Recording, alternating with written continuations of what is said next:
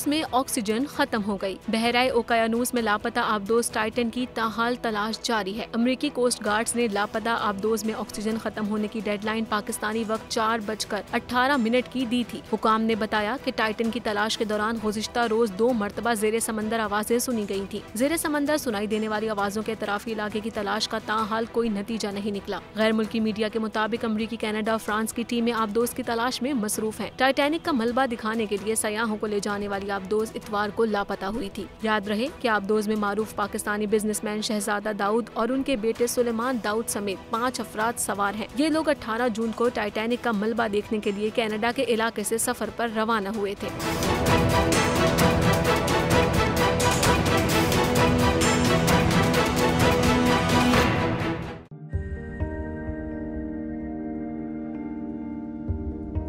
कैसे कैसे सितारे डूब गए, खूबसूरत नजारे डूब गए, ख्वाबों के सभी किनारे छूट गए, गमज़दा दुख के मारे डूब गए।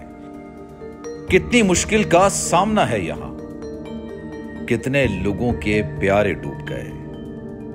आओ मिलकर करें मदद सबकी, जिनके सारे सहारे डूब गए।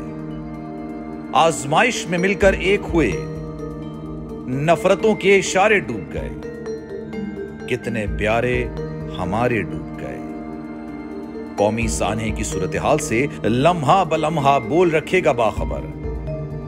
गम की इस घड़ी में बोल तारकीने वतन के अहले खाना के साथ खड़ा है।